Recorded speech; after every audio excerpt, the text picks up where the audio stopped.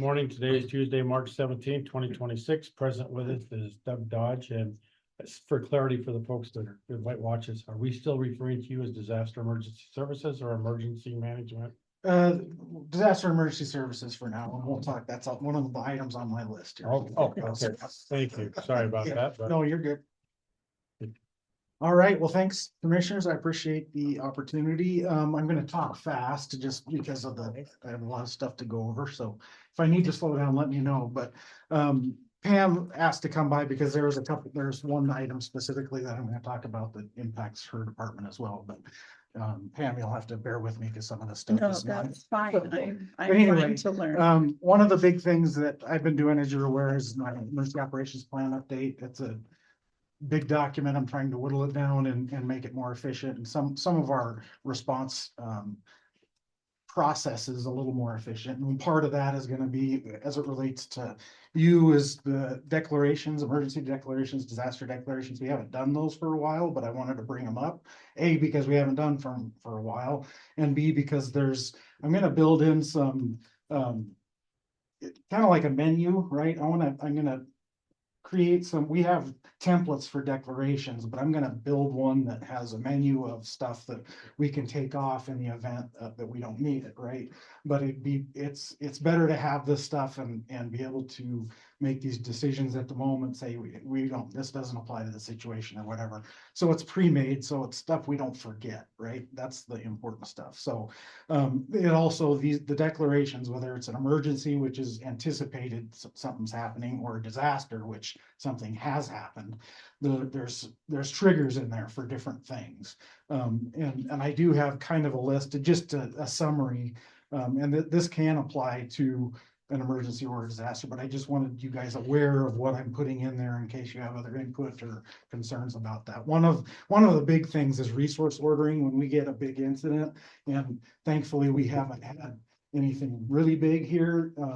Fire is one thing because the processes for that are very well established. There's still some things that we'll need to incorporate in here with regard to fire, but everything else is when things get sticky, specifically when making sure that we have a clear line of when we have a big incident and all the ordering for stuff needs to transfer from dispatch to the emergency operations center to say, when this incident becomes something that dispatch needs to use everyday 911 stuff, and this flooding incident or whatever it is, we need to move, hey, we need this or we need that, to the ordering processes that would be established here. And the cleanest way to do that is to mark that in your declaration, if it was a disaster declaration, for example. Just one example of some of the trigger points that we'd want to add in there. The other part of this is also the resource prioritization component. So when we have competing incidents, and God forbid we have something like that, but at some point, we still need to plan for it. We need to be able to, if we have multiple instances of the same incident, think of an earthquake, for example, that impacts the North End, Boulder, and Whitehall, very big, something that happens that we have to make prioritization. If there's one widget available and we have two incidents that need this one widget, we have to figure out where that widget goes, right? In most instances that there's processes, especially fire, for taking place with that, but we need a local process for dealing with that. And so that's going to be built into this. Sorry about that. Mute this. Then and also part of this, and so there's other things, there's like establishing our financial documentation that we work with Ginger on. It's one of those things that I just remember, but I think it's important that we document these processes. So if I get squished by a bus, and B, eventually I'm gonna not be here, but hopefully it'll be a while. 30 or 40 years. But right. Anyways, just to document that stuff. So those types of things. Coordination processes for logistics and public information, all stuff like that.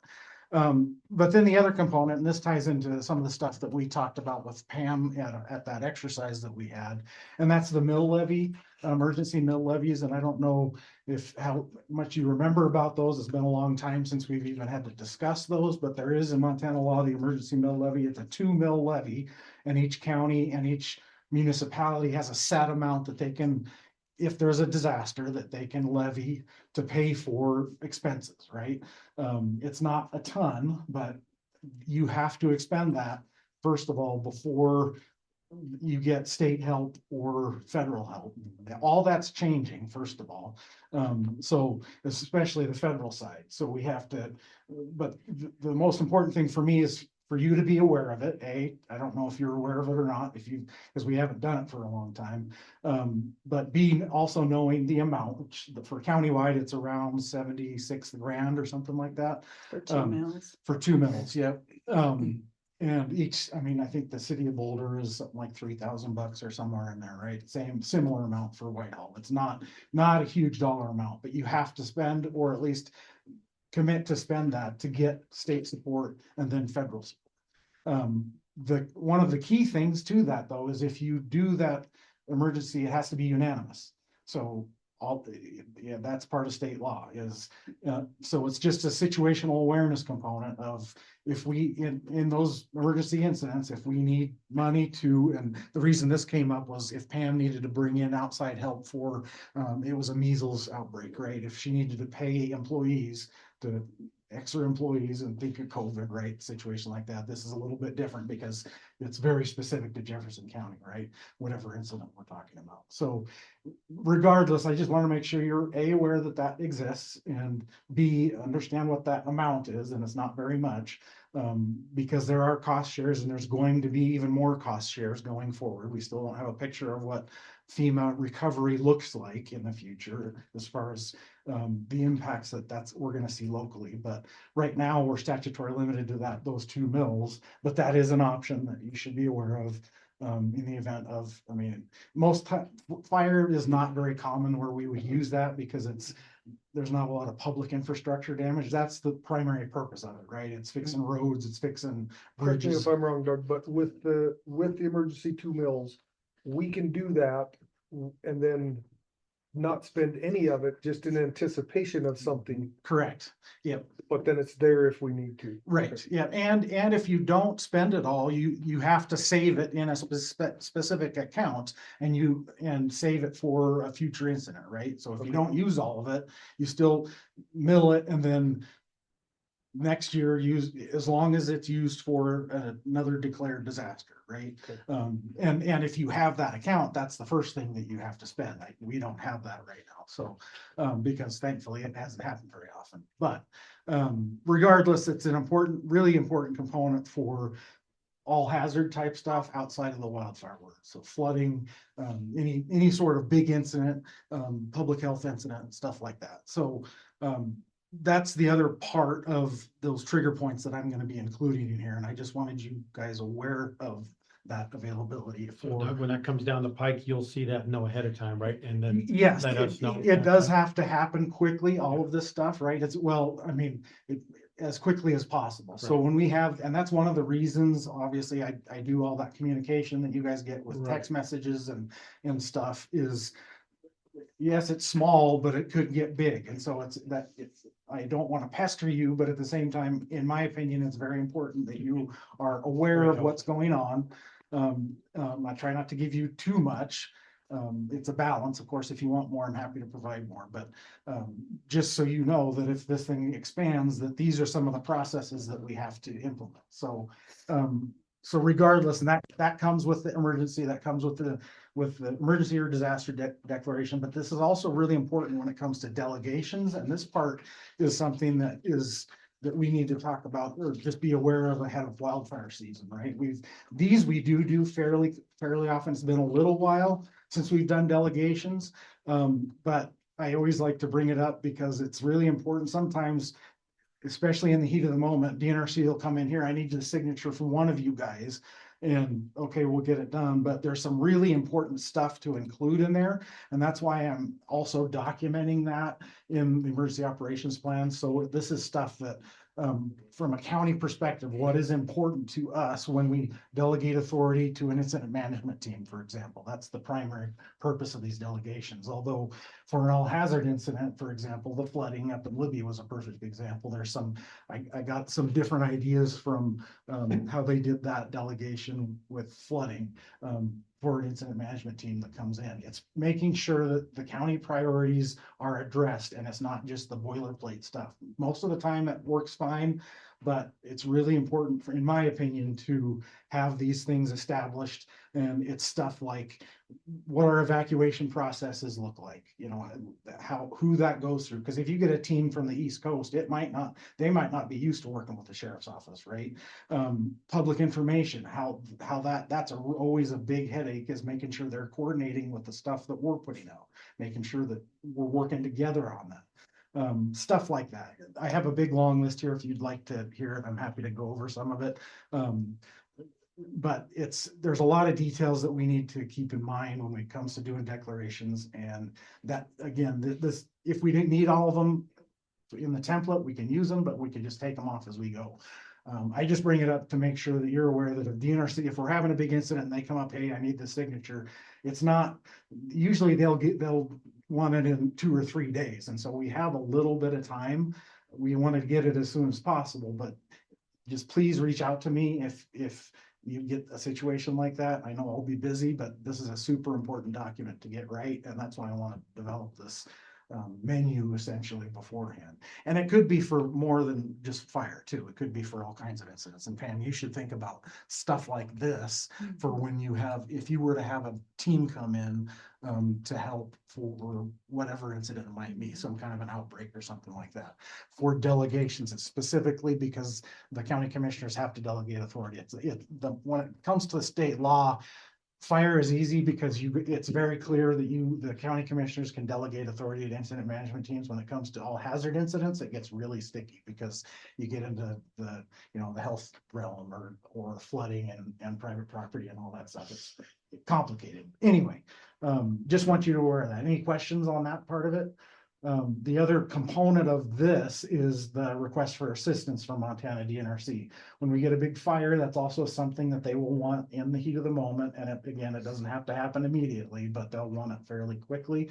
That one is pretty boilerplate, and there's not a ton of impact as far as what we're asking for. There's a couple of things that we'll want to make sure are in there, which it's fairly standard across the state. So, but again, this is something that I will have to find one of you. It doesn't have to be the chair. It can be any commissioner that happens to be available. But again, that's another point of these when we get these incidents. And this is a formal legal process to enable us or the local fire district to not have to face the bill, right? Because this comes back to Montana law. And the reason I bring this up is because Montana DNRC is establishing, and they announced this last 2 weeks ago, they're establishing a fire investigation and cost recovery bureau. It's in the early stages, formation stages, so I don't know exactly what it looks like, but the investigation part is welcome. I think both of them are welcome, but it's just, I know the wildfire cost has been and will be an issue. And it's going to make some pretty big changes in the state, I think, and have some impacts as far as cost because of how wildfire is paid for in the state. That was part of the last legislative session. They're looking at it again this year, and that I know there's pressure on Montana DNRC to capture more efficiently costs that are available. So it's really important that we pay attention to that because that will have impacts locally, especially since we have so much county protected land, which is private land outside of fire districts in Jefferson County. Those types of properties are going to be more impacted, I think, my guess is, for this cost recovery portion. Anyway, it makes those requests for assistance really important because that's the legal mechanisms to say, hey, DNRC, would you come help us with this? And when they say yes, that means they're footing the bill for all this, right? The first generally 24 to 72 hours, it's not written in code as far as the duration of their mutual aid period. But if it turns into a longer incident, this is a critical document for us to get signed. So that said, any questions on any of that stuff? Moving on from those topics, the transfer switches for the facilities that I ran into Pat yesterday, and he said transfer switches for this office, the volunteer hall, and then there's 2, I think, that are needed out of the county shop. Just the transfer switches were 25,000. He said roughly 25 grand for those. So I don't know what you guys want to do with that. Obviously, it's not in any of our budgets, but I still don't have grant funding is at a total standstill for me right now, so. I obviously will look for opportunities, and that does not include generators. But I would like to see us moving forward with And I would add Terry's office to that. Terry's office. And I think Ginger's got grant funding for this building, so you could Yeah, I probably think she's, take that off. she's probably, She'll probably move forward with it and get it done with her building. So that So- takes some off of it. Yeah, or just trade for, I'm assuming the cost would be roughly the same for Terry's office. That's a total guess. I I'm don't know. assuming. And Um, it's my assumption that as we do expansion on public health building, that we'll make sure that we've And I got think it, I think the plan is to include that in there. in Is the what we're- building. Just the what we're transfer talking about. switch, yeah. I think when we do it, we're gonna do the whole thing. We're gonna, but not Do just it the all. transfer switch, but Oh, put with a a generator. put a into it. generator there. Which is, yeah. So anyway, I don't know where you guys wanna go with that. I mean, to me, it's still a very high priority, obviously, this building, because this room here is gonna become, I think, the primary emergency operations center. But for bigger incidents, this is not nearly big enough, and so. But isn't that where we talked about the Volunteer hall, exactly, yeah, so, so that's what I'd like to see us move towards. Again, it's a budgetary issue, so I don't know if we have, I don't know if that's where that would. Might be something we do, well, Ginger will probably get done as soon as she can with her grant. And then maybe we do the volunteer hall this year, and then maybe next budget cycle, we do A couple of a other ones. couple other ones, just break it up a little, that would be my preference. And that would be, I mean, I'll just take whatever I can get. I would agree, from my perspective, this would definitely be my priority, and then the volunteer hall would be probably the next priority, just for functionality purposes.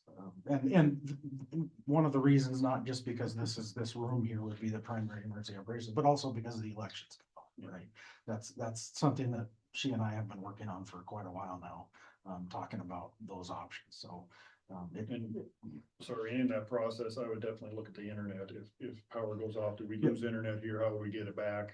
And and I talked to Shane a little bit about that, and we have like my Starlinks, you can just feed them through here, but yeah, Okay, that's, through the yeah, network, yeah, okay. so, so That's- That's doable then. that is doable, Okay. yeah, yeah. All right. It's not gonna, Shane's gonna be the expert on how he runs his pipes and all that stuff. But yeah, we have that, stability, and of course, the sheriff's office has, their backup power Right. too, So so. they're good over there, I think, yeah. So, anyway, I just wanted that and I don't know if there's anything, how you want me to proceed on that, or, talk about it I'll later. talk to Ginger on this building, let us know a real figure on the volunteer hall so we can make a decision on it. okay, If you guys are okay with And that. I would Phasing. include a generator just to see just to see. for the volunteer hall. I think Ginger's doing that with hers, I think so. but I think if we have a transfer switch and then something happens and we're scrambling for a generator that's gonna run that building, just make sure get something so we have an amount. And I something can, like that. yeah, and I can certainly get an amount, I just obviously trying to be careful with. Well, never hurts. Expenses. Well, and what Yeah, about the if you don't three ask, that the answer's always no. That's true. I think that'd be useful, but in my mind, the we don't know generators that that we they're need, big enough, the most priority should be either natural gas or propane. As soon right? as you get gas into them, then you're having to maintain them and Yeah, run right. them and clean them, Right. and if we can do Because natural gas and propane, they can just sit there, they can run and stop and run and stop, they need an oil change every once in a while, but they don't Right. plug themselves up. Well, I'd like really gas. like those three to Yeah. fit out from under my jurisdiction.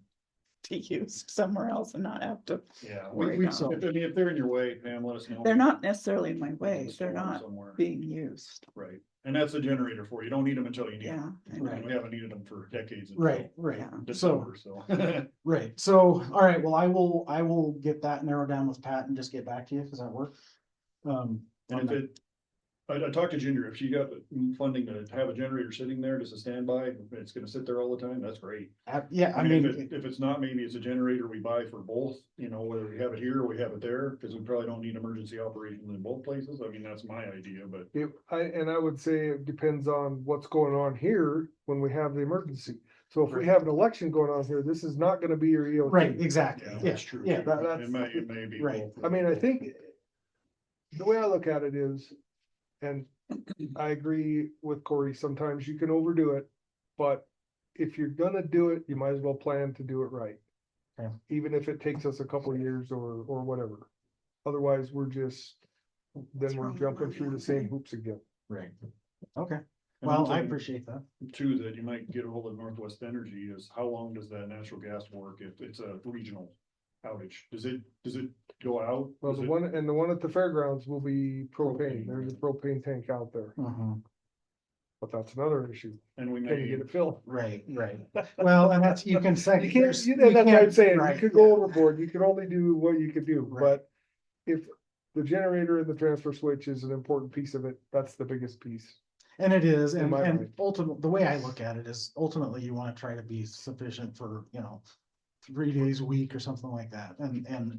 It depends on the level of the tank, you can't guess that stuff on any given day, but, generally, if we're set up that way, at least gives us time to Do come up with the something other else. solutions, right? so it So, might be something we get 1,000 gallon tank, I think it's a 500 sitting out And it- there, just do a 1,000 gallon tank. And we might, Make sure it's think half about full all that. the time. Something like or that. what they do at the radio sites is they have a 1,000 gallon tank specifically for that generator, it runs nothing else. right. Yeah, So, some ideas. Something to think about. no, I like I'd be it, really yeah. curious to see what Northwest Energy says about natural gas. I mean, if something happens in this region, is it gonna keep going or With the is it gonna shut- fizzle out eventually? Right, well, it has to at some point, and they ought to have those Well, it's- cutoffs, they don't like sharing the One information. of the, but- one of the incidents you can take right up the top of that is when the truck rolled down the hill and ran into the gas, Right, the station up there, Yeah. that's Northwest Energies, and it shut gas off all over town, everything. yeah, So, so not another question, and that's another prioritization for the volunteer halls, obviously, then it can also be used as a shelter in town, that's the other. so that's kind of a rabbit hole, but. Yeah, you could- yeah. you could No, go down I that hill tomorrow. I do rabbit holes all the time, so I appreciate, I do too. I think it's important, so I'll follow up with, we'll be following up, from there, so, I will say, I'm glad that this kind of moved forward, because we really just talked about this simple process a month ago. So. Yeah. Thanks for doing that. yeah, well, Pat's been very helpful, so I appreciate his help, so. We'll keep pushing, so that, the other item, and this is just, the rest of this is just kind of a little miscellaneous, I'll talk quick. Spring flooding, we always talk about, and I don't know that I've talked about with all of you together specifically, but sandbags and sand question. We don't have there's no outlook right now for any flooding, obviously, it's warming up and stuff's melting, but there's still capacity in creeks, I'm not seeing anything, but it is a good time to bring up with you guys what your position, and I'm not asking for an answer today, but, position on sandbags and sand, right? There's jurisdictions that we traditionally have not bought those, as a county expense, to have available, but, that's always it's a political question, and so I Boy think- Scouts. right, well, we have the COAD, which we can, and that's what Lewis and Clark County went to because of all the problems that they had with trying to do this themselves as a county. Of course, they have a lot bigger population, and I can go, there's a myriad of issues that I can go over with you. It probably isn't, we don't have enough time for that, but I just want to bring it up in case you guys have thoughts about, we're something, if we got a rain on snow event, right? There is a lot of snow up high. So in next month, if we get torrential rain, yes, we could definitely see some flooding.